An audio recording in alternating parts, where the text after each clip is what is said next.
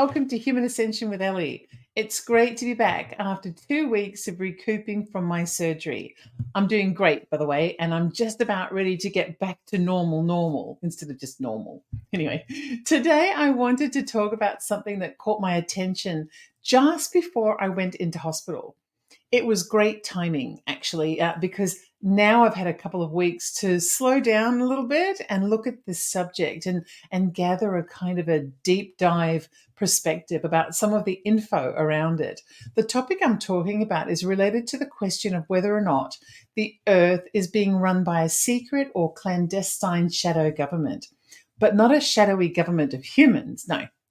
What I'm talking about is the possibility that Earth is being run by a shadowy government of extraterrestrials. In being able to express this story, I'm going to refer to two different men who span different periods of time and have two different connected stories to tell. The first of these men is a fellow called Paul Hellyer. Paul Hellyer was born in August of 1923 in Waterford, Ontario in Canada. He was a Canadian engineer, a politician, a writer, and a commentator. He was the longest-serving member of the Queen's Privy Council for Canada, all the way up until the time of his death in 2021. Throughout his life, Paul was a man of politics. His political career spanned something around 70-something years. So all in all, Paul Hellyer was reasonably credible, I would say, as a political character and respected by others in the political world. The only problem is that unexpectedly, at the age of 82, Paul made headlines by publicly announcing that he believed in the existence of UFOs. The Ottawa Citizen newspaper reports that Paul had begun demanding that world governments disclose alien technology that could be used to solve problems of climate change. In an interview with RT, which is now Russia Today, in 2014, Paul stated that he believed there were 4 different species of aliens that had been living on Earth for thousands of years. Most of them came from other star systems, although there were still some living on Venus, Mars, and also on Saturn's moons.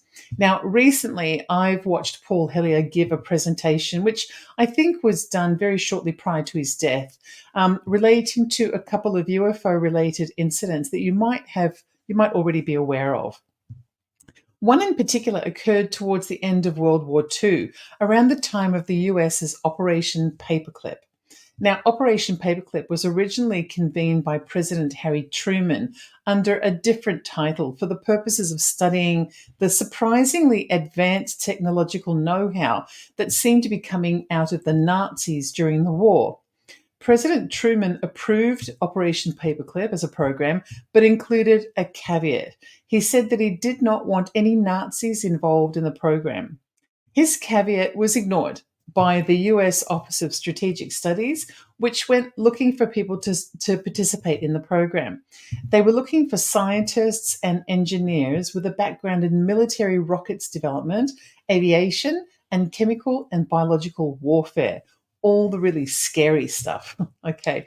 So as it turns out, quite a number of the participants ended up coming from a Nazi background.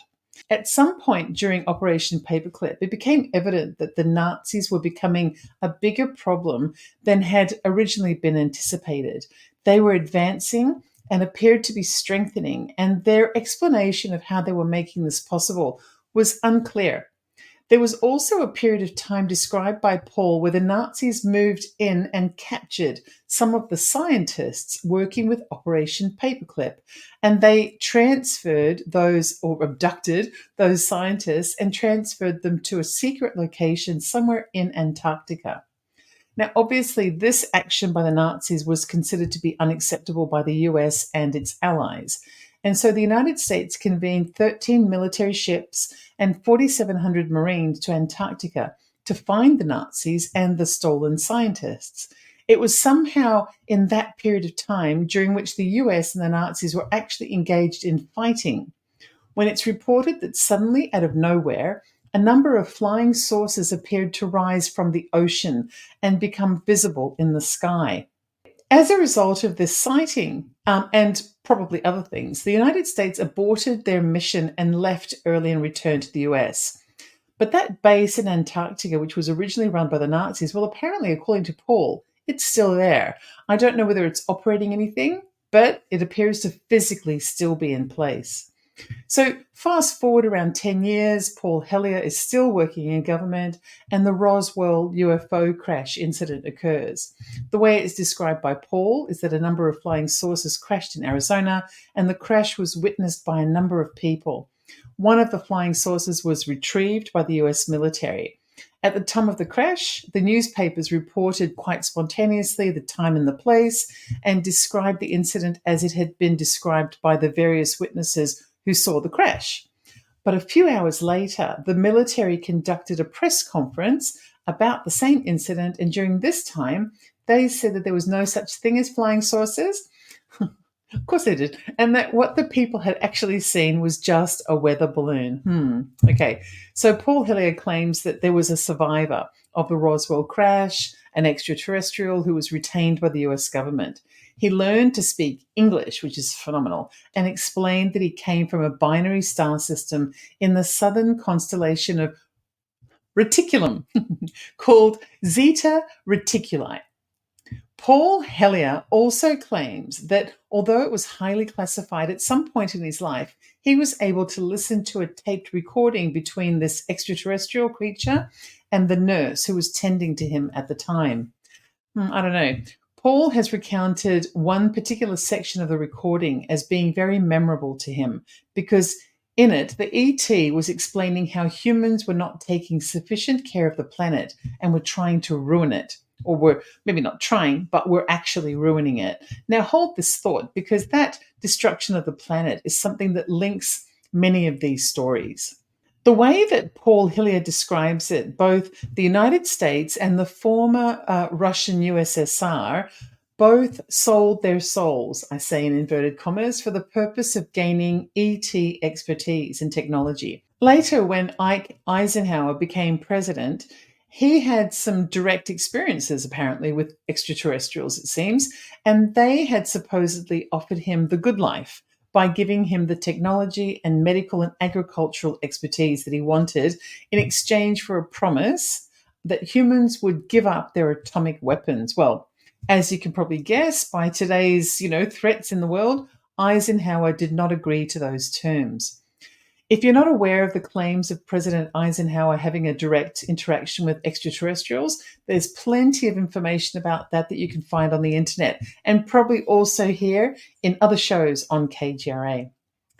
Another thing that may be noteworthy is that since the Roswell incident, President Eisenhower actually asked to go there on a number of occasions to view the site himself, but the military wouldn't allow him to go. It's kind of like they had a say on the matter, or they were in control. Anyway, Eisenhower was furious because obviously as commander-in-chief of the Allied forces in Europe and commander-in-chief of the US Armed Forces, nobody was willing to tell him anything about what was taking place in Roswell. And so he threatened to send in the army from Colorado. And it was on that basis of his threat that the military agreed to give him access to CIA assets who were permitted to look around and report back to the president what was taking place in Roswell. What those CIA assets came back with was that the United States supposedly was back engineering a flying saucer of ET origin. Now, this is the story by Paul Hellyer. Whether or not it's true or whether it's conjecture, I'm not really sure. The way Paul describes it, ETs are very concerned about atomic weapons. The cosmos is a whole thing. And every time someone sets off a bomb, it affects the entire cosmos. They were terribly concerned after the first bomb was dropped in Hiroshima in 1945. And of course, the money showed up soon after Roswell. It was Rockefeller who somehow managed to gain access to some of the ET knowledge, supposedly, and he set things up so that private industry would be able to access some of this knowledge. Interestingly, when Ike Eisenhower left the presidency, he made a statement that has since been argued as the kind of cryptic warning of some kind about the relationship of convenience between ETs and US private industry. Eisenhower's statement went something along the lines of, and I quote, Beware of the industrialized military, unquote. Many people believe that this statement was a declaration of warning that ETs had taken over the military and that extraterrestrial technology had fallen into the wrong hands here on Earth. Interestingly, Eisenhower is not the only one to have said something cryptic of that nature. Bill Clinton also said once that there is a shadow government inside the government that he appears to have no control over. And also, former Senator for Hawaii, Daniel K. Inouye, once said, and I quote, "There exists a shadowy government with its own air force, its own military, its own fundraising and mechanism, and the ability to pursue its own ideas of the national interest, free from all checks and balances and free from the law itself," unquote. So it sounds a little as though the implication made by Paul Hellyer is that there is a shadow government running everything that links in some way to the extraterrestrial phenomena. But I still don't really have enough information now to be able to make a judgment about that. So let's keep going and let's see if we can find something else. So let's now talk about a fellow who you may not have heard of, even though he's been around for a very long time. And he's been talking about the same thing consistently over and over again for many years. And the man I'm talking about is a fellow from Berkeley in California called Marshall Vian Summers. Marshall Vian Summers, actually, let's call him Marshall, was born in January of 1949. He came from an Episcopalian family, but he explains that his family didn't really put much emphasis on religion when he was growing up. They really just considered themselves to be Christian, but without it entering their lives much on a day-to-day basis. A little bit like my family is the same way.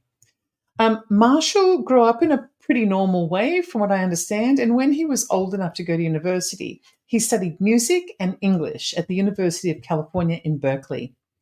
After graduating, he became a teacher for the blind children to be specific. He spent his career teaching children to communicate and acting as a general educator, but also as a companion and counselor in some ways. Marshall describes his job as having been one in which he developed a keen sense of empathy, which I guess would be for obvious reasons, and then later a kind of sensitivity towards his own inner guidance. I guess you could say it was like a gut feeling or an intuition or a state of knowing that many people around the world feel that they have, including myself.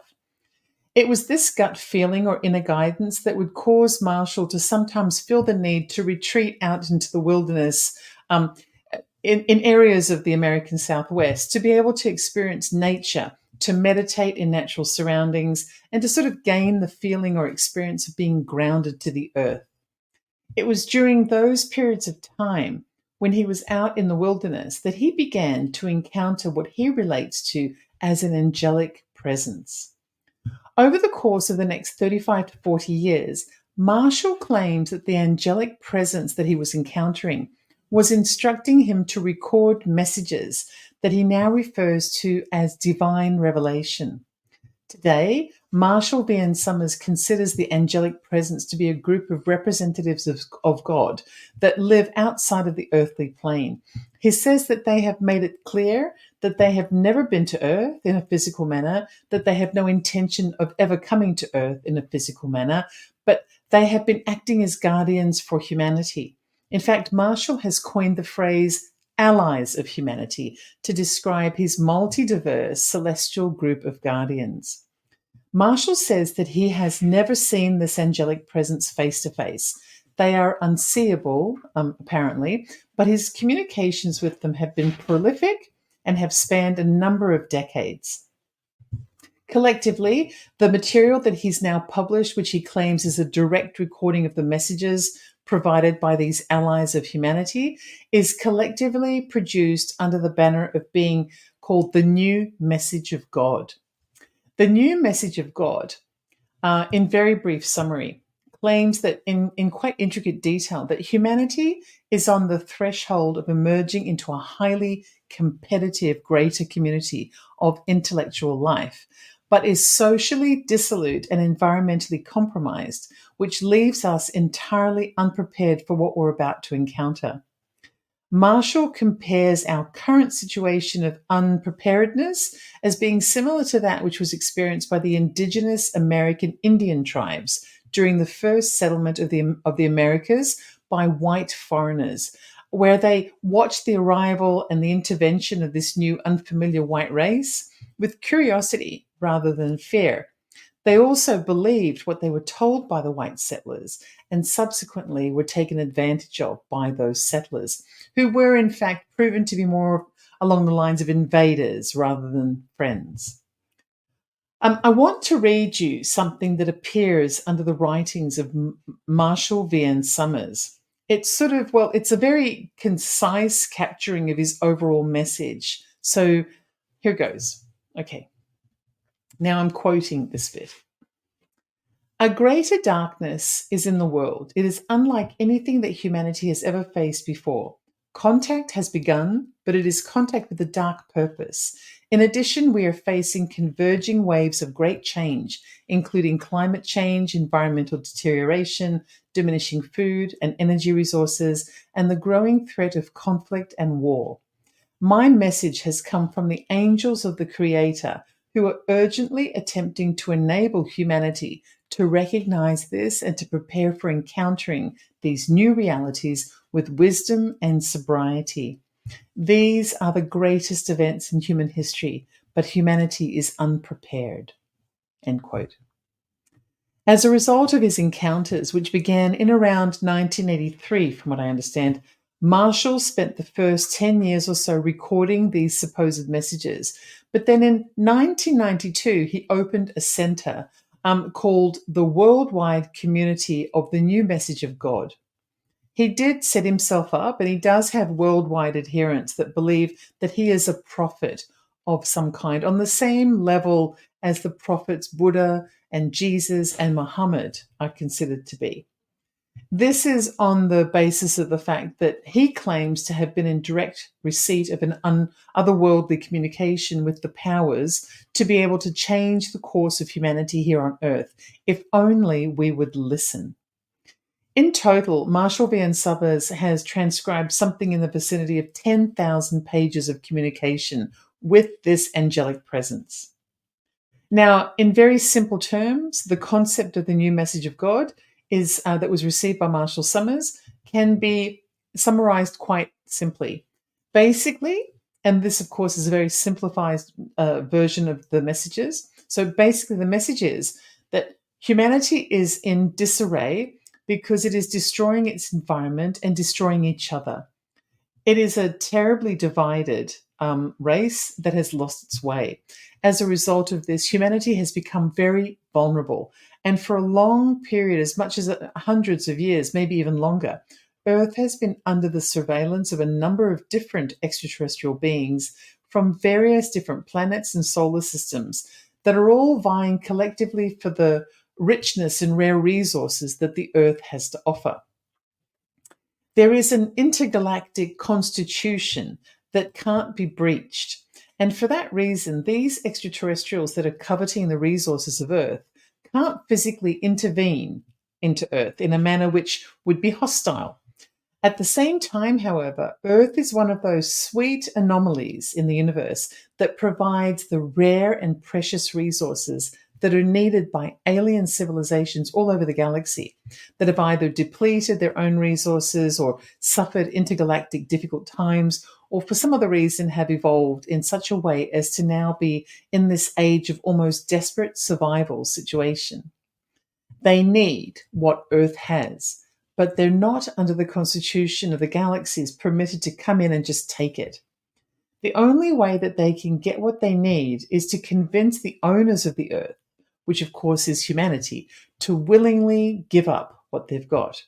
And so for the past few years, the new message from God is that humans have been getting groomed to increasingly accept and feel comfortable with the possibility of a visitation and a commingling and co-inhabitation with alien beings. The infiltration into society has been deliberate and it's Machiavellian in nature because it's designed to give us a sense of security as though extraterrestrials are here to help us. and are here to share their knowledge and wisdom and technology with us and to assist us in being able to ascend to a high level of existence. According to Marshall Vian Summers and the Allies of Humanity, however, this is not true. This is a manipulation in order to soften humanity into opening the door and saying, yes, come to our home and take what you need. Because under the intergalactic constitution, if the residents and owners of a planet allow you to come into their home and take their resources, well, then what you're doing is you're doing it with the permission of the owners. The angelic beings describe this diverse group of extraterrestrial beings as forming a collective called the Greater Community.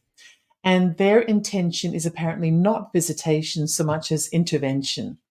The angelic beings that comprise the allies of humanity, on the other hand, are not extraterrestrials as we would understand them to be. They are literally an angelic presence. The reason why this distinction interests me is because the interaction that Marshall claims that he's had with these allies of humanity is, and this collective voice, is that it's sort of like an amalgamation in some way of a variety of different types of angelic presences all working together on behalf of the Creator. And he's never seen these presences, but they still appear to him in a similar way as the Chris Bledsoe experience has occurred.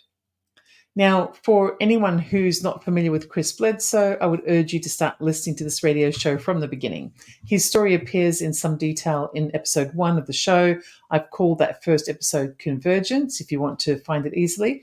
I also talk about Chris off and on in subsequent episodes. And I have a playlist devoted to Chris Bledsoe's experiences in the Ellie Dreams Down Under channel on YouTube. However, briefly, Chris is a man who claims that nearly 20 years ago, he had an initial encounter of lights in the sky and an extraterrestrial sighting that appeared to have followed him home. And over the course of the next 15 to 20 years, developed into an ongoing interaction or even a relationship with an angelic presence that he refers to as the Lady in White. Well, there are a lot of similarities between the Chris Bledsoe story and Marshall Vian Summers and his story. The differences really do lie in how they have moved forward after their experiences in different ways. Chris Bledsoe went home, talked to his local community, tried to engage in discussion about what he had experienced, and generally he got shut down by the people around him that he had known for years. However, he did spike the interest of the US government, and as a result of that, he now goes down in history as being probably one of the most closely examined and tested UFO or extraterrestrial experiences of all time. On the other hand, Marshall Vian Summers also retreated to his own private space, but he began recording all of the messages that he had been receiving. And then after approximately 10 years of consistent communication with this angelic presence, he started coming out of his shell and ultimately opened a spiritual organization and started preaching this new revelation that he claimed he had received. A new revelation, a little bit like a new Bible for a new age of existence, perhaps.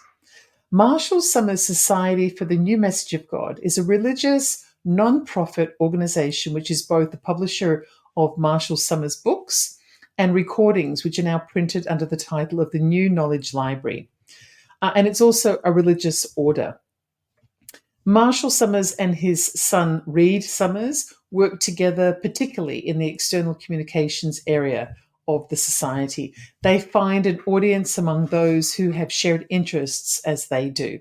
They speak on subjects that include, for example, spirituality, prophecy, extraterrestrial life, destiny, the purpose of life, and humanity's relationships, and the concept of striving for inner peace.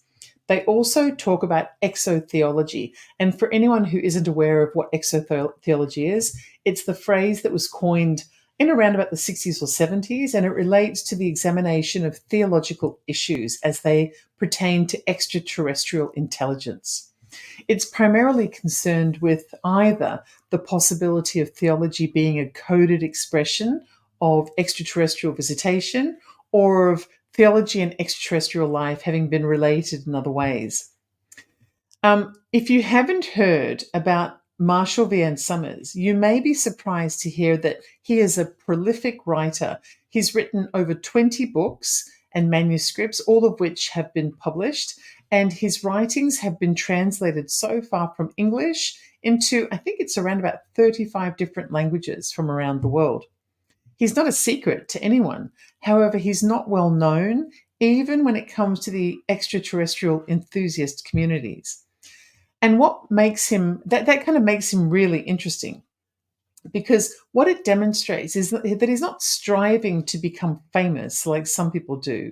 As we know, he has maintained a consistent message for 40 years on the basis of what he claims are first-hand messages that were received from an otherworldly presence, which is angelic in nature and directly linked to the creator of humanity.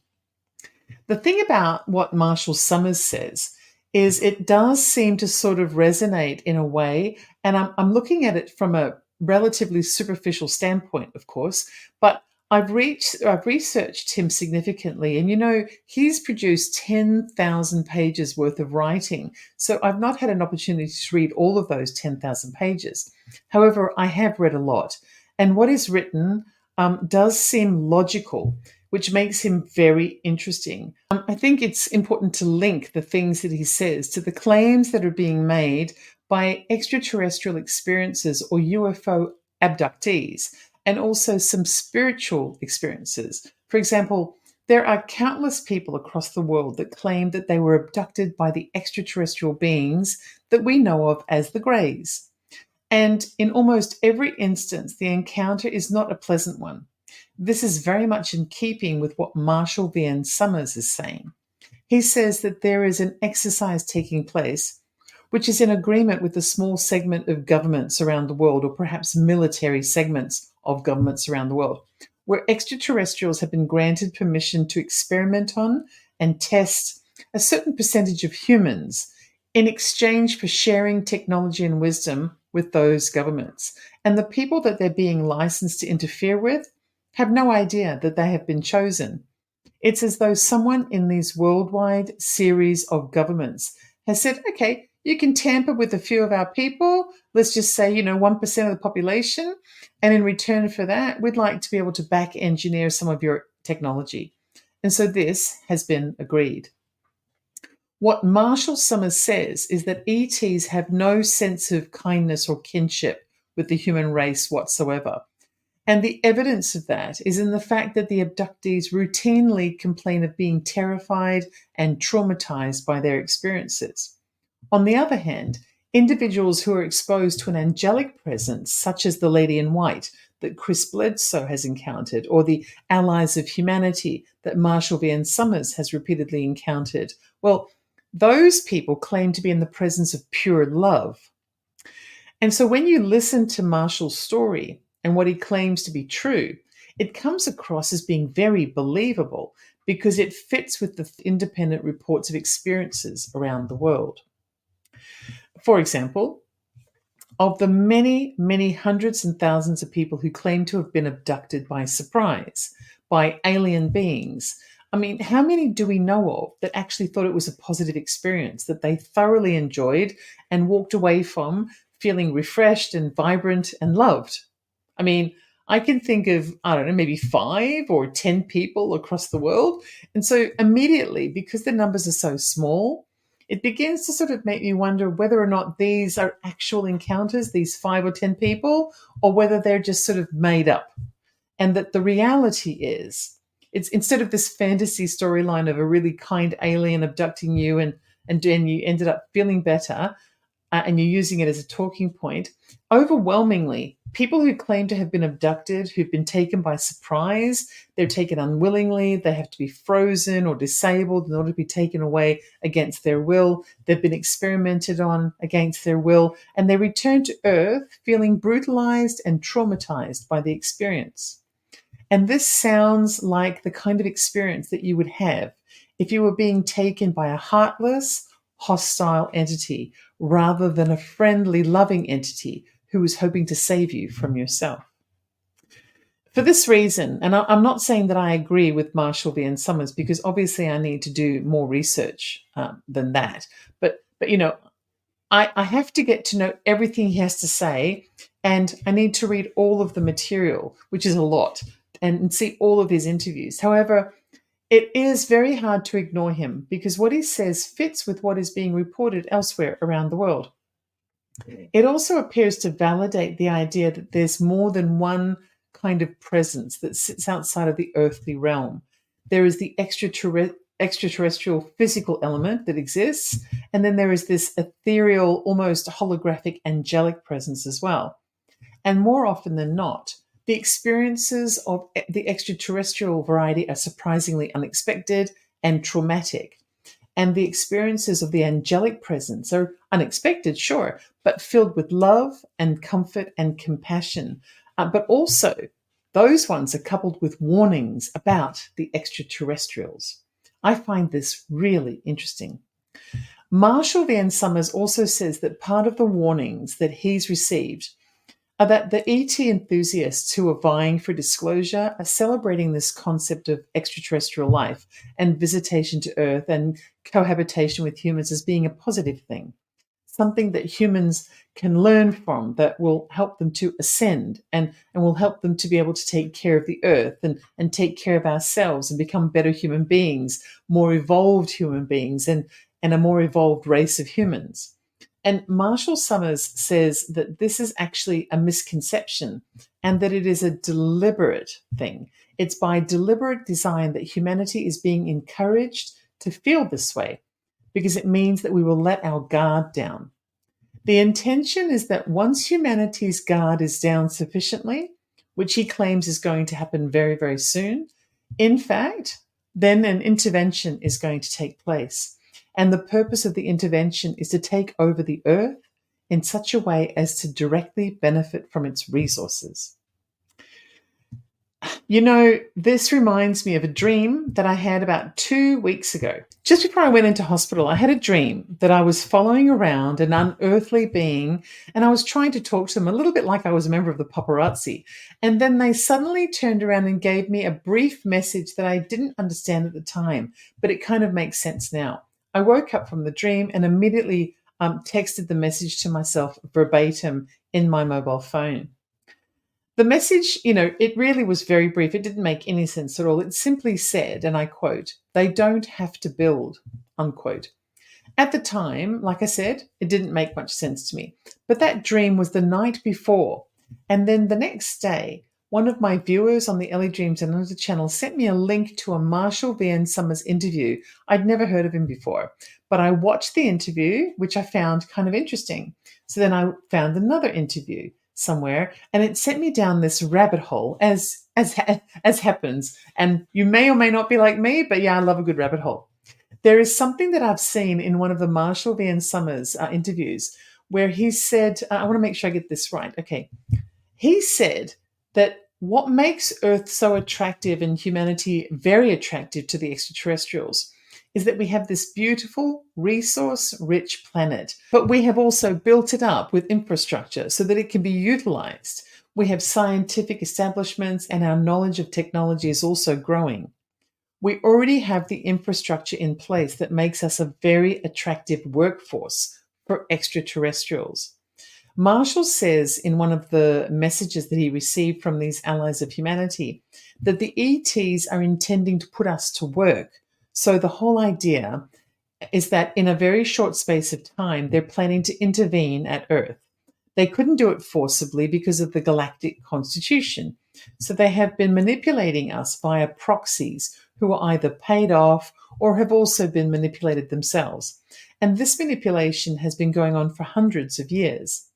We are very close to being ready to accept a visitation, which of course they intend to give us very soon.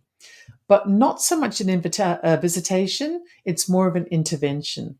And by that time, we will be welcoming it with open arms. They will enter our planet, infiltrate society, and harness the human race. They will have us work for them as a physical workforce, and they will be reaping the rewards. So basically, they're manipulating us into becoming their slave labor. Now, I just thought that was an interesting thing to mention because obviously the day before I I discovered Marshall Vian Summers even existed, I had that dream that included the message that they don't have to build. No, they don't have to build because we've already built the infrastructure for them. And that is something that Marshall has directly stated. He says that ETs find it very beneficial that we've already done a lot of the building work that would be needed. Now, the missing link here that coincides with Paul Hellier's recounting of UFO-related events, which is also mentioned by Marshall Vian Summers, is that ETs do appear to be actively intervening in order to prevent us from using nuclear weapons, because the Earth's resources need to be preserved. But Marshall is clear about this. He says the ETs are not protecting us. They don't care about us, according to Marshall. They want to protect the Earth because they have a stake in its survival. In the meantime, they're creating a hybrid race that can survive on Earth. This is something that Marshall Summers says is part of the messaging that he's received.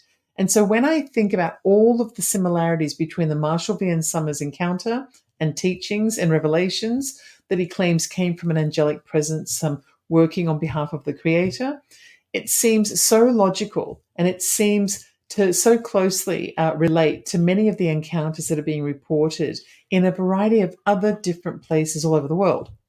And it's even just as the lady in white told Chris Bledsoe when she claims that she and other angelic beings had been, and I quote, holding a dark force at bay, unquote. And so I thought that it would be worthwhile spending a bit of time in this episode doing a word-for-word read of one of the messages received by Marshall Vian Summers. And so I'm going to do that now. This is a direct quote, quite lengthy, as it was received by Marshall Vian Summers on May 27th, 2011, while he was in Boulder, Colorado. The body of content that I'm about to read is a word-for-word transcript of the message received, but the title of the message was created by Marshall. He called it Entering the Greater Community, and this is the first time I'm reading it myself, so it's going to be new for me as well as for you. So let's begin. God's new revelation opens the door to a universe of intelligent life, providing perspective, insight, and understanding never available before. The human family does not realize its vulnerability to this greater community, nor its relationship with this greater community. Living in isolation for so very long, your whole notion of yourself, your notion of creation and the divine are very much associated with this one world alone. And yet, so many people in the world today have roots in the greater community, for much of their previous experience occurred there before coming into this world in this life. It is like you are an isolated tribe never discovered by the outer world, not knowing the greater powers that exist around you, and completely unprepared for the day that your existence would be discovered from the outside. But of course, humanity has been broadcasting out into space, quite foolishly, of course, and so your presence is well known to your neighbors and to other groups who are watching the world with great interest. For some, you have been studied for a very long time. While they might find your deeper nature incomprehensible, your outward behavior can be easily discerned and is quite predictable. You are standing at the threshold of an entirely different reality, a non-human universe, a universe where human values and aspirations are not universally shared, a universe where your existence and where your importance are of little or no consequence, except to those races who either seek to support human freedom in the world or those races who seek to take it from you.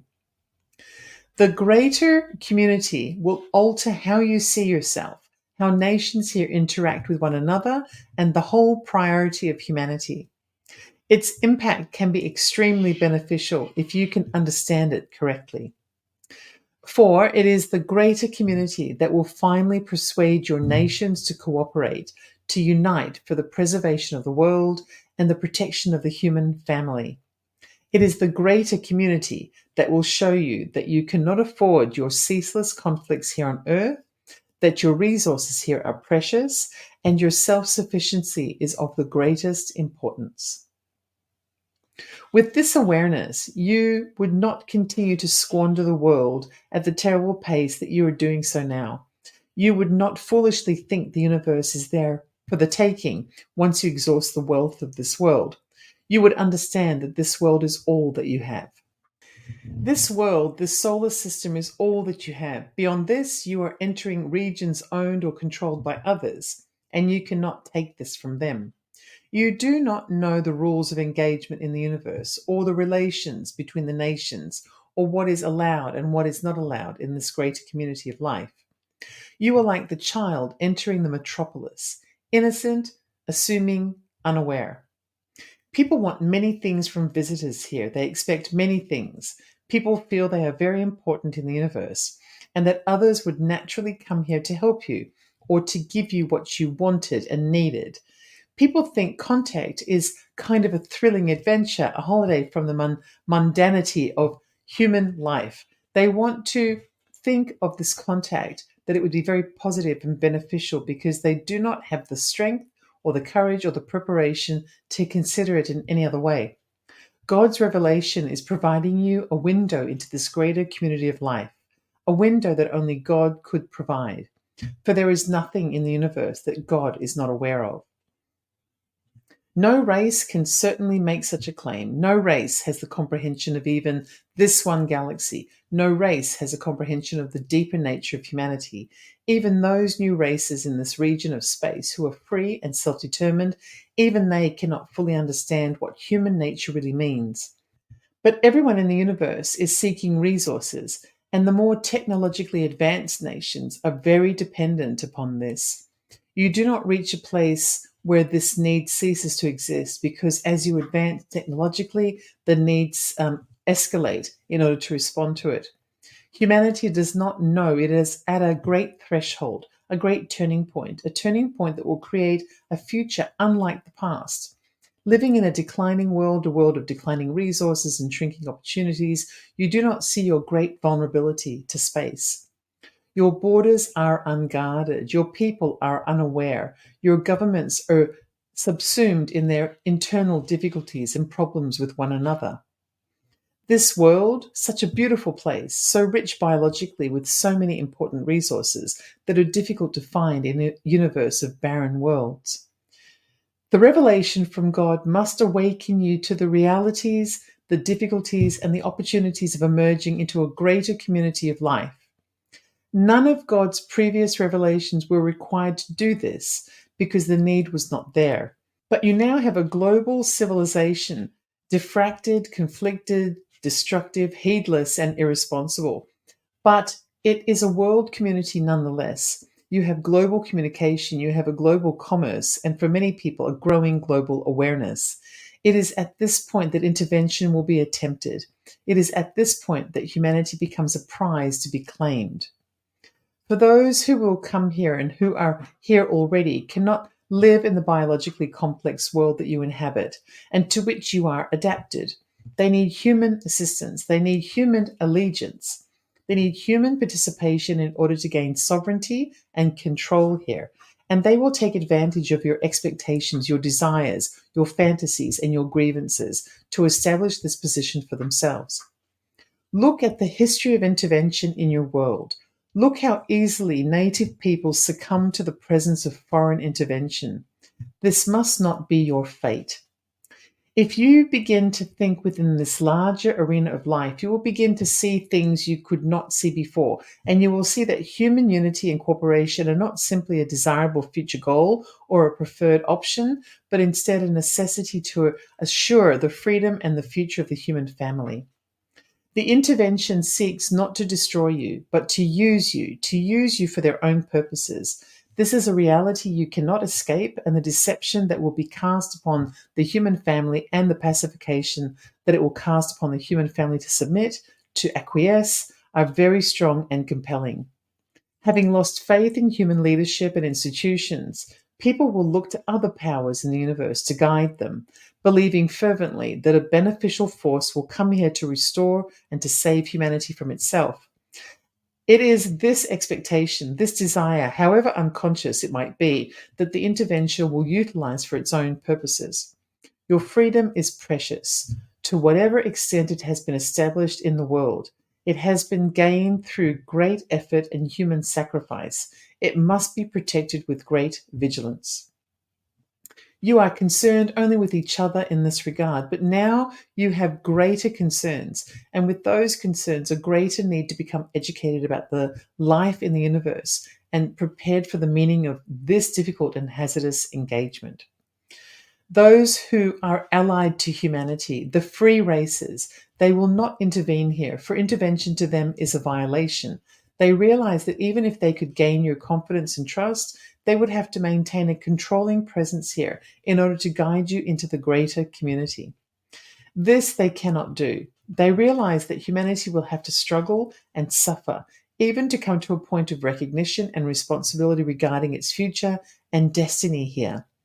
They can only advise. They will send their briefings, the briefings from the allies of humanity. This they have done as part of God's new revelation. For the Creator knows that you must realize that you are not totally alone in the universe, and that freedom and self determination exist and have been achieved by others. But this is not an easy achievement, and it has basic requirements. People are shocked by these things, not because they're untrue or even that they seem sensational, but because they have never been thinking about it, and they do not even really want to think about it. It is so big and complex and challenging. But this is your world. This is why you have come. You did not come to sleep on a beautiful planet, but to help preserve it and protect the human family from decline and from subjugation. Human conflict is wasting you away. Ignorant, foolish, and unaware of what exists at your borders, human conflict is wasting you away. It is time for humanity to mature, to grow up, to realize that you are living in a greater community of life, a greater community you cannot control, a greater community that is beyond your efforts, your technology, and even your comprehension. That is why the Creator of all life is bringing the revelation about the greater community into the world. It is time now, as humanity stands at the brink of a world of declining resources and growing economic and political upheaval and instability, a time when the religious of the world have become partisans in an ongoing conflict and competition for human acceptance and leadership, a time when the poorer nations are running out of resources and the rich nations are falling into great indebtedness. It is the perfect time for intervention. It is the necessary time for a great human awareness to emerge, and with it a greater responsibility to the world, not just to one's nation or one's group or one's religious affiliation, but to all of humanity. For if nations fail, the whole world could fail. If intervention is successful in one part of the world, it threatens the future of everyone here. People are full of grievance. They are full of needs. They are full of, in some cases, desperate needs of poverty and oppression. The leaders of the world are either blind or cannot communicate what they have been told, what they see, and what they know. So the people of the nations remain ignorant about the greatest event in human history, the greatest challenge to human freedom and sovereignty, and the greatest opportunity for human unity and cooperation.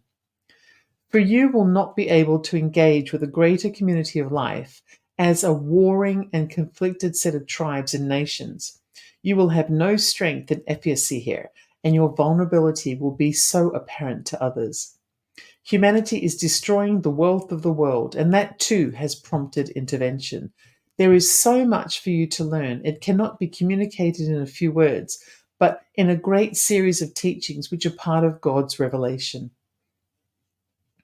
Here, a Christian must become a Christian with a greater community awareness. A Muslim becomes a Muslim with a greater community awareness. A Buddhist and a Jew gain a greater panorama of view to which their religious teachings must become relevant. If religion in the world is to educate and to enlighten, it must have this greater capacity and awareness. You cannot be fooling around in the face of the greater community or in the face of the great waves of change that are already occurring in the world. It's time to grow up. Humanity has great strengths. You have not lost your connection to the deeper knowledge that exists within each person. You have not become a regimented, secular, technological society, which are so common in the universe. You have not lost your freedom or your greater sensibilities entirely, although that is being threatened with each passing day. The needs of life are fundamental everywhere. Advanced technology does not relieve you of these needs entirely, and in fact can escalate them tremendously. Do you think that great technological societies in the universe are not desperate for resources, resources that they now cannot create themselves but must trade and negotiate for from far, far away? They have lost their self determination. They are controlled now by the very networks of trade upon which they depend. To be free in the universe, you must be self sufficient, you must be united, and you must be very discreet. Those are the requirements that every nation, every world, every race must establish in a greater community of life. Here you can see the danger and the seduction of humanity receiving technology and resources from beyond the world. What a great attraction that would be. What a great seduction that is. Once you lose your self-sufficiency, everything is lost that you value. For you will not be able to establish the terms of engagement to gain access to those things upon which you have now become dependent. Other nations will determine your behavior and your participation. It is a fact of life. You cannot take your local universe by conquest because you will be opposed by everyone. This is a very different picture from your movies and your science fiction and your fantasies, your hopes and your unspoken expectations. This casts a very different picture on the importance of human unity and cooperation here on Earth, the importance of securing and building human freedom, and the power and presence of knowledge that God has placed within each person. Here, freedom is not simply to become indulgent and unaccountable to anyone or anything else. It becomes an essential element of your participation in life. Here, your greater gifts can be called forth, for you realize you are here to serve the great and imperiled needs of humanity. Here, everything within you that is true and genuine becomes activated and called for. Here, nations will cease their endless conflicts and try to create stability for themselves and their neighbors, to assure their future well-being and to protect themselves against intervention from the outside. The world will not be taken by force, for that is not allowed in this part of the universe. It will be taken through seduction and persuasion, through capitalizing upon human weakness and conflict, human superstition and unfulfilled human needs. Brute force is rarely used in this part of the universe. Greater, more subtle means are employed to protect the resources of the world and to gain ascendancy through persuasion, deception, and secrecy. Humanity is still a clumsy, violent race in this regard, but even that is changing here on Earth. We give you these perspectives because this represents the love of the Creator. Though it might be overwhelming or frightening at first, it is a reality to which you must become aware and accustomed. You must think now not only for yourself or for your community or for your nation, but for the whole world, because that will determine your fate and destiny and the well-being of your children and the children of the world. It is a great shift in consciousness, a great and necessary shift now. People will resist this, of course. They will take refuge in their religion. They will take refuge in their political ideology. They will take refuge in human rationality. But life in the universe is not dependent upon these things. Life is happening whether you are aware of it or not, whether you are prepared for it or not. It is not a matter of perspective. It is not a matter of ideological orientation. It is really about paying attention, being observant and objective and honest with yourself. This is a great challenge, but a necessary challenge, and a redeeming challenge if it can be met honestly and sincerely. You have the eyes to see and the ears to hear, but you are not looking and you are not listening. Everyone around you seems to be obsessed, preoccupied, or oppressed. Who will speak to them? Who will teach them? They may not hear. They may not hear our words. Who will speak to them? You need only point to the revelation, for you yourself cannot explain life in the universe. You yourself cannot explain the great waves of change that are coming to the world. You yourself cannot explain what human spirituality means at the level of knowledge. You yourself cannot explain wisdom and knowledge from the universe. You yourself cannot explain humanity's greater destiny and what must be done to achieve it. For this, you must turn to the revelation, for the revelation is greater than what any one person can understand. Point to the revelation, for that alone holds the preparation for humanity's future and destiny in an emerging world. God is giving humanity what it cannot give itself. God is alerting humanity to the perils and opportunities as it stands at the threshold of space. God is alerting humanity to the dangers and the opportunities and necessities of living in a declining world. God is bringing into the world a clarification of the nature and purpose of human spirituality, a nature and purpose that has been so lost and obscured in God's previous revelations. The revelation is vast, it speaks of so many things. You cannot exhaust it, and you must use it and apply it and share its reality with others. It is only then that you can see what it really means and why it is necessary and why it holds the great promise for the future and the freedom of the people of this world. For success is not assured. Many peoples in the universe have fallen under persuasion and subjugation. It has happened countless times. It is the inevitable outcome for people not being alerted and prepared to engage with a larger arena of intelligent life. Beware of your own fantasies and expectations. Question them. Consider them in light of the realities of nature and of human history. If you are honest with yourself, you must come to see that you do not know what is beyond the borders of this world, and that hopeful expectations can be extremely blinding. You must be prepared for anything and everything, just as you must be prepared for anything and everything functioning in this world, in human relationships, and through the activities of life itself. To be free, you must be strong. To be strong, your mind must be clear. You must see clearly. You must hear the truth. You must be objective about your life and circumstances.